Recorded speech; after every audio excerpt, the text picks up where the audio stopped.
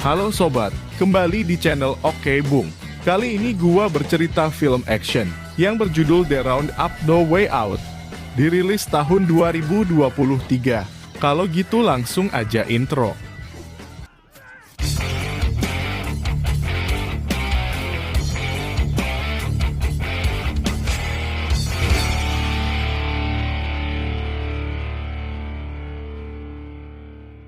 Film bersetting di tahun 2015-an. Di awal cerita tampak sebuah mobil menuju ke satu kapal yang bersandar di pelabuhan Incheon, Korea. Kendaraan ini ditumpangi polisi korup yang bernama Jo Sung Chul. Ia berniat menemui anggota senior Yakuza yang bernama Tomo. Dan saat itu kebetulan yang tidak dikira. Para mafia Jepang ini sedang menyiksa polisi yang bernama Ki Yung Sik. Dia tertangkap ketika tengah menyelidiki bisnis haram yang dijalankan kelompok Tomo. Sementara Jo Sung Chul yang tidak ingin kedoknya terbongkar, malah ikut menghabisi polisi tadi. Ternyata Tomo dan Jo Sung Chul merupakan rekan bisnis. Tomo bertugas sebagai penyuplai sekaligus pengedar barang haram Jepang di Korea. Di sisi Jo Sung Chul yang berprofesi sebagai polisi, berperan mencarikan pembeli besar dan melindungi jaringan peredaran narkoba si Tomo. Ia juga mendapatkan imbalan uang dari penjualan barang haram tersebut. Scene beralih. Keesokan harinya ada sebuah keributan yang terjadi di tengah jalan raya.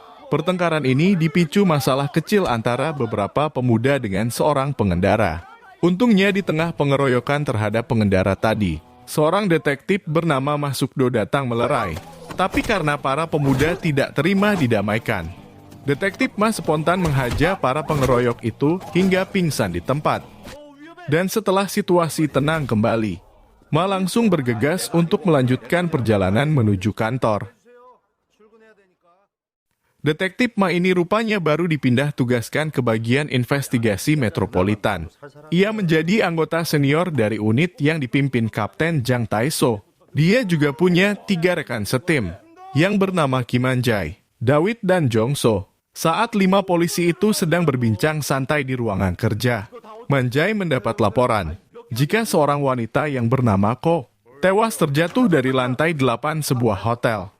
Karena tidak ingin membuang waktu penyelidikan, Ma bersama ketiga rekan langsung meluncur ke TKP. Setibanya di lokasi mereka kesulitan mendapat informasi, sebab kamera pengawas mati di waktu korban datang ke hotel. Beruntung Jong-so menemukan satu petunjuk. Si korban memakai gelang pengunjung sebuah klub yang bernama Oren. Yang artinya sebelum meninggal Ko sempat mengunjungi tempat hiburan malam tersebut. Untuk penyelidikan lebih lanjut, Ma kemudian membawa jasad korban ke lab forensik. Singkat cerita, hasil autopsi korban pun selesai.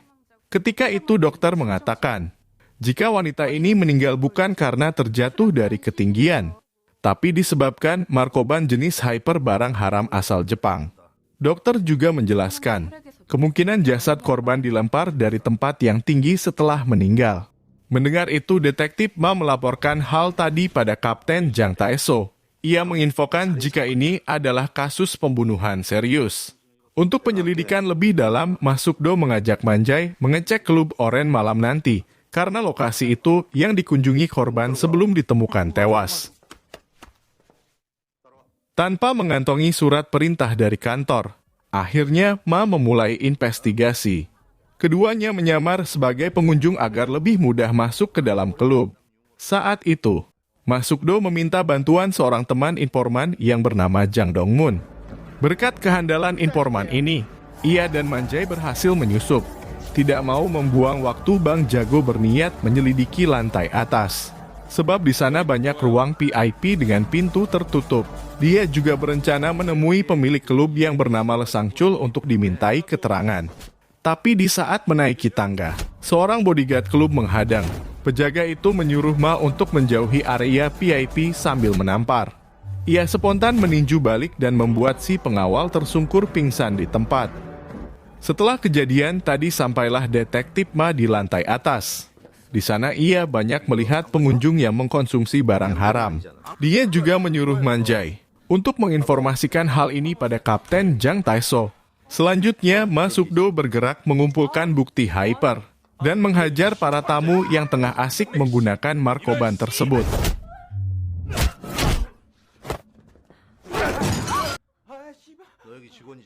Karena terlanjur emosi, Ma kemudian beraksi menangkap si pemilik klub sekalian. Ia membekuk Lesangchul yang tengah berkaraoke ria di salah satu ruangan.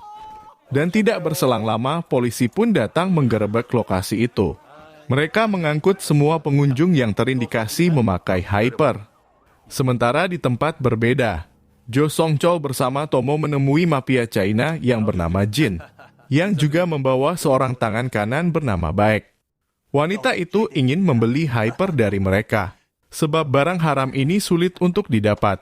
Saat itu Jo Song-chol mengatakan jika mampu membayar, ia siap menyediakan markoban tersebut sebanyak 20 kg dalam beberapa hari ke depan. Mendengar ini, Jin menyanggupi, tapi dia juga mengingatkan agar jangan sampai mempermainkan kesepakatan yang telah dibuat atau akan berakibat fatal. Cerita berlanjut.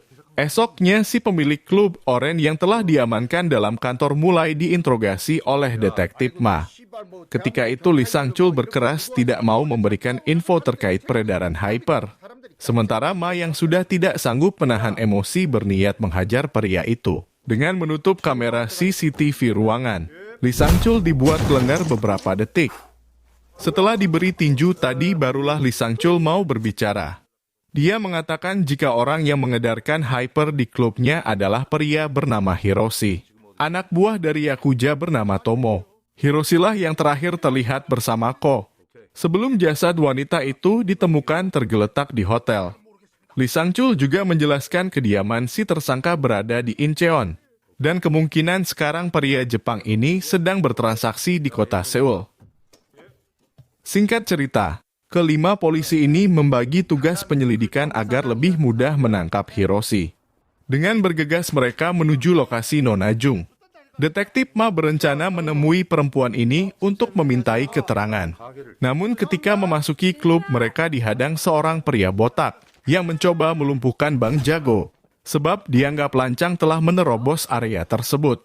Tapi kondisi menjadi berbalik sewaktu Ma melesatkan tinju. Pria gundul yang terkena pukulan itu langsung tampak terkapar di tempat. Selanjutnya detektif Ma sekalian saja bergerak menggeledah ruangan Nona Jung. Dan beruntungnya ia menemukan barang haram jenis Hyper yang disembunyikan dalam sebuah laci. Karena disebabkan hal itu, perempuan ini mau memberikan informasi yang diminta Bang Jago. Nona Jung mengatakan jika mendapat markoban tersebut dari Yakuza yang bernama Hiroshi. Adegan berpindah ke tempat lain. Kapten Jang Tae-so mulai mendekati tempat tinggal tersangka di Incheon. Dan tidak lama berselang, ketiganya bersiap menyergap kediaman Hiroshi. Tapi apesnya ketika itu si tersangka tidak sendirian. Dia bersama Yakuza lain yang bernama Masa. Saat tahu pintu apartemennya didobrak polisi, dua mafia Jepang ini langsung melawan dan memicu pertarungan. Dengan susah payah para petugas berhasil melumpuhkan dua kriminal. Jang Tae-so juga mendapat barang bukti kejahatan berupa Hyper seberat 20 kg dan sepucuk pistol. Setelah menyelesaikan operasi penangkapan tadi, Kapten Jang segera bergegas menuju kantor dengan membawa dua kriminal serta bukti kejahatan. Saat di tengah perjalanan mobil, mereka tiba-tiba ditabrak satu kendaraan lain, hingga membuat semua penumpangnya terkapar pingsan. Ketika itu tidak diduga Jo Song-chul keluar dari kendaraan yang menabrak. Dia bergerak cepat merebut kembali Hyper yang ditemukan petugas. Jo juga berniat membunuh Hiroshi, dengan tujuan agar identitas dirinya sebagai polisi tetap aman dan tidak terbongkar. Masih di malam yang sama, Jo Song-chul bersama dua rekan kemudian bergerak menuju kediaman Tomo. Sesampainya di tujuan, ia langsung menghajar Yakuza itu.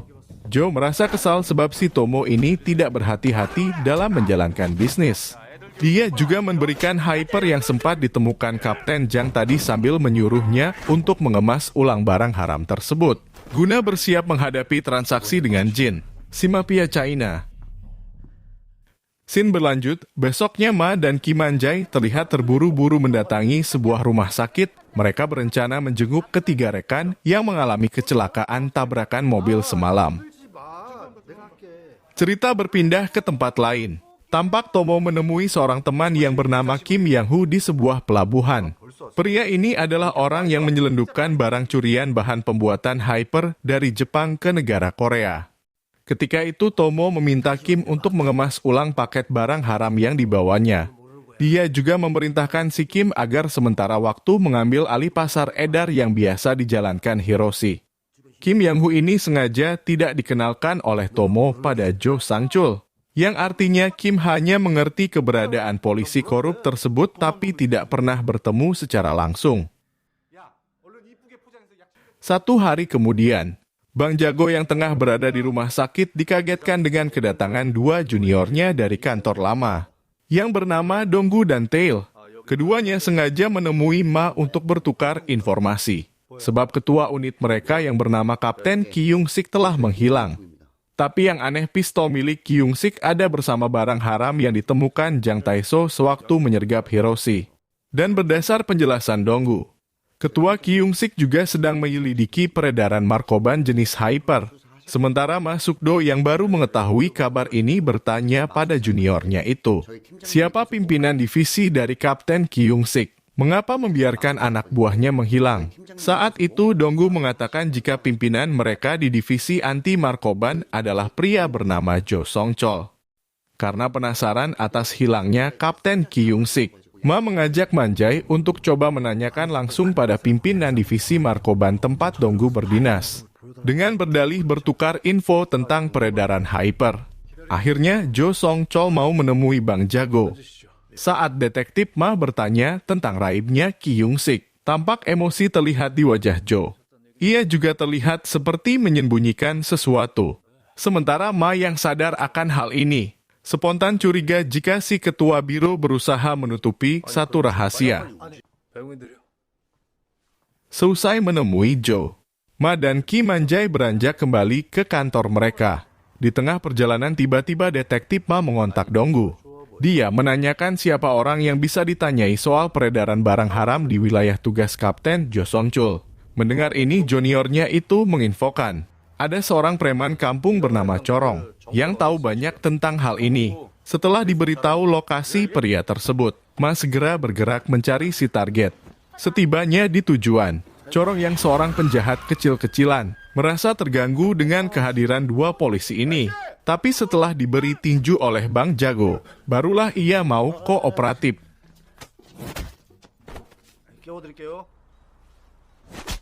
Selanjutnya, Corong dibawa ke kantor dan mulai menjalani interogasi oleh detektif Ma Suk-do. Pria itu menyebutkan nama Tomo terkait peredaran barang haram jenis hyper. Dia juga tidak sungkan untuk menunjukkan lokasi yang biasa dikunjungi kelompok Yakuza itu, asalkan dirinya tidak diproses hukum. Scene beralih ke kota Tokyo. Pemimpin organisasi Yakuza yang bernama Itijo terlihat menelpon seseorang. Dia memerintahkan agar mengambil semua barang haram yang dimiliki Tomo dan menghabisi jaringan peredarannya. Ternyata yang dikontak ketua Yakuza tadi adalah pria bernama Riki. Pembunuh berdarah dingin ini sengaja datang ke Korea hanya untuk menjalankan perintah sang Big Boss. Di waktu yang bersamaan, Jo Song-chul bersiap bertransaksi hyper dengan gangster China. Tapi sialnya Tomo yang kebetulan menelpon mengabarkan jika malam itu dia berencana kabur setelah mengetahui Itijo mengirim utusan untuk mengeksekusi dirinya. Tomo juga mengatakan markoban yang akan dijual ke mafia China dibawanya sebagai jaminan agar tidak dibunuh. Sementara Jo yang baru tahu akan hal ini, meminta agar Jin mau memberinya tempo 2 hari guna memperbaiki kesepakatan awal. Mendengar itu, Jin menjelaskan, jika kau melanggar lagi dan tidak mengirim hyper sesuai perjanjian, maka perempuan China ini akan mengirim orang untuk menghabisinya. Masih di malam yang sama, para anak buah Tomo bersiap kabur dengan membawa semua uang dan stok hyper yang disimpan dalam markas. Tapi sialnya saat itu eksekutor yang dikirim sang ketua Yakuza keburu sampai di sana. Sontak anggota gangster tampak panik melihat kehadiran Ricky yang menanyakan keberadaan si Tomo. Karena tidak mendapat jawaban, pembunuh ini langsung bergerak menghabisi kelompok Tomo yang telah dicap berkhianat pada organisasi Yakuza. Ricky berniat mencari sang target sampai bisa ditemukan. Adegan berpindah.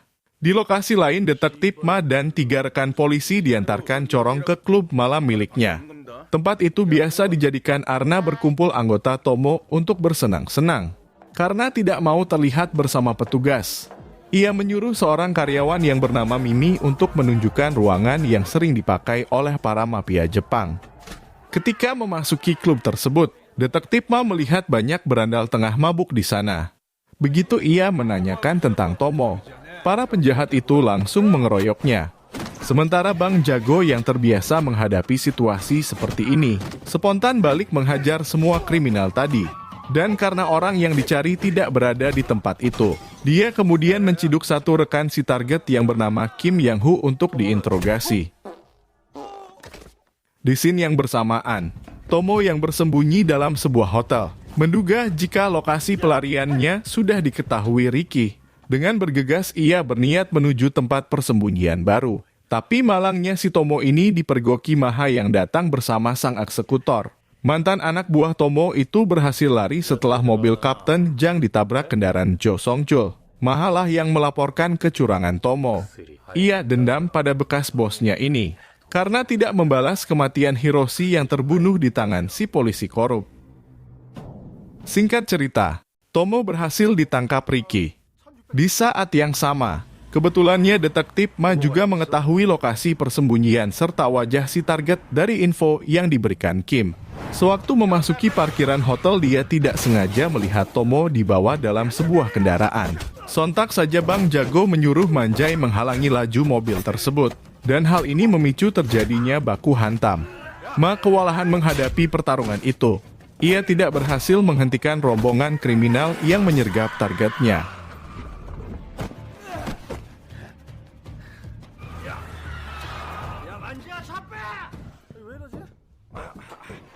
Ternyata kejadian tadi dipantau Jo Song-chul dari jauh.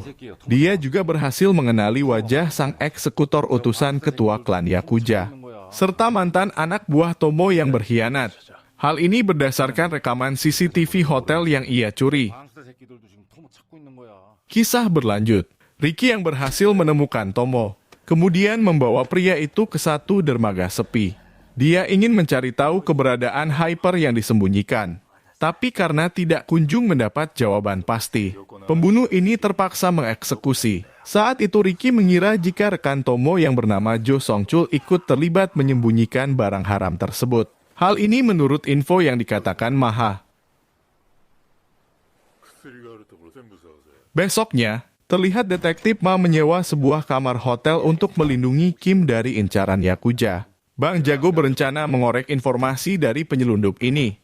Ketika diinterogasi, pria itu mengatakan, jika yang menabrak kendaraan Kapten Jang Taeso di malam sebelumnya bukanlah mafia Jepang, tapi orang lain yang ia sendiri tidak mengetahui identitasnya. Kim Yang-hu juga menjelaskan perannya hanya bertugas mengangkut bahan pembuatan Hyper milik Itijo yang dicuri Tomo. Dan yang mengolah bahan tadi menjadi Hyper adalah Hiroshi. Si Tomo ini mengajak orang lain tersebut sebagai rekan demi mengedarkan barang haram. Kemungkinan Itijo mengetahui kecurangan itu. Ricky diutus untuk menghabisi kelompok Tomo serta mengambil semua stok Hyper yang diedarkan di Korea tanpa izin dari Itijo. Setelah mendapat info ini, Ma bersama Manjai membawa Kim ke gudang milik pria tersebut. Bang Jago berniat memeriksa tempat itu untuk mencari barang bukti Hyper. Tapi kedua polisi ini tidak menemukan markoban tersimpan di sana. Scene yang bersamaan, Donggu mengontak detektif Ma. Ia mengabarkan jika jasad Kapten Kyung-sik telah ditemukan seorang nelayan dekat pelabuhan Incheon. Cerita berlanjut. Malamnya, Jo Song-chul menyuruh seorang bawahannya mengecek markas Tomo untuk mencari tahu apakah Hyper yang disembunyikan tersimpan di sana. Saat itu malangnya anak buah Jo ini malah terpergok Ricky yang bergerak cepat menghabisi.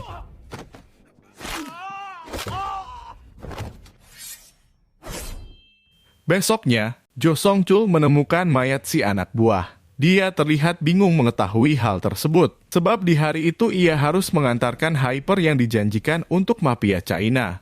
Karena belum juga mendapatkan markoban yang disembunyikan Tomo, Jo berniat menemui Jin untuk meminta tempo. Tapi saat akan bertemu, seorang pengawal Jin menghadang. Begitu melihat Jo Song-chul tidak membawa Hyper, bodyguard ini langsung menghajar. Sementara Jo yang tidak menerima perlakuan itu spontan melawan. Ia berhasil membunuh penjaga tadi. Dan setelah situasi tenang, Jo menjelaskan maksud kedatangannya yang meminta waktu lagi demi menepati kesepakatan. Mendengar ini, Jin memberi kesempatan terakhir. Jika sampai dilanggar, perempuan itu akan membantai Jo. Masih di waktu yang sama, hari itu detektif Ma menerima kabar jika seorang polisi telah ditemukan tewas dalam markas Tomo semalam. Dan tidak disangka petugas yang terbunuh adalah anak buah dari Kapten Jo Song-chul.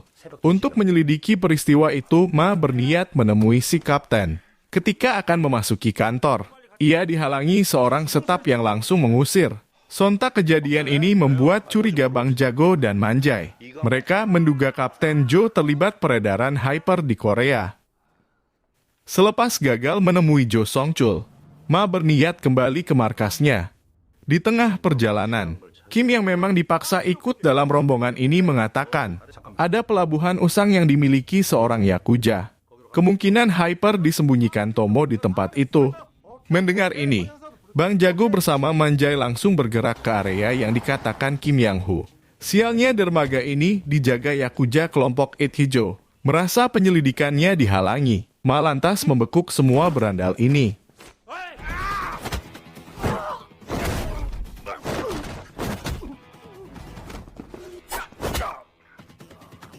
Setelah meringkus para kriminal tadi, Ma Suk-do baru mengetahui jika mafia Jepang juga tidak tahu di mana Hyper yang dibawa kabur Tomo. Waktu itu secara tidak sengaja, detektif Ma menemukan satu kunci kapal yang berbeda bentuk dari yang lain. Merasa ada yang aneh, ia pun memeriksa kapal tersebut. Begitu dicek, ternyata dalamnya ada lab rahasia pembuatan Hyper. Di sana juga terdapat berangkas yang hanya berisi tali. Kejanggalan ini membuat Ma curiga dengan tambang yang sama, menggantung di sisi kapal. Begitu ditarik, tali itu rupanya digunakan untuk mengikat Hyper yang ditenggelamkan Tomo ke laut. Scene berlanjut. Malamnya Ma Suk-do bersama Donggu dan Manjai berniat menemui Corong. Ketiganya berencana membujuk preman kampung ini untuk membantu menangkap Jo Song-chul. Sementara Corong yang merasa semua usahanya akan diperumit, akhirnya bersedia bekerja sama. Singkat cerita, detektif Ma menyuruhnya untuk mengontak Kapten Jo dengan mengatakan mempunyai Hyper seberat 20 kg milik yakuza yang disembunyikan. Untuk lebih meyakinkan, foto Hyper yang ditemukan juga dikirim. Jo yang percaya kemudian meminta barang haram tersebut diantarkan ke satu lokasi. Dan sebagai imbalan nantinya Corong dibolehkan ikut mengedarkan Hyper. Namun Jo Song-chul yang licik saat itu berniat menemui Ricky. Ia mengatakan anak buahnya akan mengantar Hyper yang dicari di satu lokasi. Dan imbalannya Jo meminta agar dirinya tidak diusik lagi. Ricky yang sepakat kemudian bergegas menuju ke tempat yang dikatakan Jo.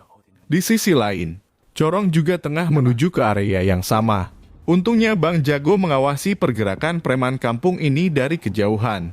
Dengan membawa tas berisi garam sampailah Corong di tujuan. Ia tidak mengira yang menunggunya adalah Ricky, yang langsung meringkus. Ma Suk-do yang berusaha menolong malah dibuat pingsan sekalian. Melihat hal itu, Corong yang ketakutan mengatakan Hyper yang asli masih disimpan oleh detektif Ma. Sementara di area parkir, Donggu dan Manjai yang bertugas menjaga barang bukti dikagetkan dengan sergapan kelompok Jo Song-chul. Setelah berhasil membawa kabur markoban, Jo memerintahkan anggotanya untuk segera membantai dua polisi ini. Di waktu genting beruntungnya Kapten Jang Tae-so yang sudah dikontak sebelumnya datang membantu. Di scene yang bersamaan, Ricky segera meninggalkan lokasi begitu tahu kedatangan petugas. Tapi malangnya Bang Jago dibawa juga oleh yakuza. Malam itu detektif Ma diinterogasi guna mencari tahu di mana Hyper yang ditemukan disimpan. Waktu yang bersamaan, Ricky dikejutkan panggilan ponsel dari Jo Song-chul yang mengatakan Hyper sekarang ada di tangannya. Sambil mengejek si yakuza, yang masuk jebakan untuk pengalih perhatian polisi. Sementara Ricky yang kesal merasa telah dimanfaatkan, segera menyuruh anak buah mencari Kapten Joe. Tapi langkahnya ini dihalangi Bang Jago yang mulai bangkit melawan. Dengan baku hantam, Ma berhasil membuat pingsan semua anggota Ricky. Detektif Ma juga bersiap menghadapi sang eksekutor yang menyerangnya memakai katana. Tapi Ma Sukdo yang mahir berkelahi bisa melesatkan tinju, hingga membuat Ricky terkapar seketika. Berikutnya, Ma bergegas menuju lokasi Jo Song-chul untuk mencegah polisi korup itu lari dengan membawa Hyper. Dia mengetahui posisi Kapten Joe karena sudah memasang pelacak sebelumnya dalam tas berisi barang bukti. Setibanya di tujuan, Ma kebetulan melihat mobil Joe keluar dari parkiran kantor unit anti narkoban. Sontak saja Bang Jago langsung menghentikan kendaraan ini. Ketika mendekati si target, lagi-lagi detektif Ma dihalangi oleh anak buah Kapten Joe yang terlibat peredaran Hyper. Ma yang semakin kesal, langsung mengejarnya sampai di bagian dalam kantor. Sementara Jo Song-chul yang merasa tidak punya pilihan lain, berniat membunuh Ma Sukdo agar bisa lolos. Dan pertarungan pun terjadi. Bang Jago kewalahan menghadapi serangan Joe yang bertubi-tubi. Dengan susah payah akhirnya Ma bisa membuat Jo Song-chul tersungkur tidak berdaya.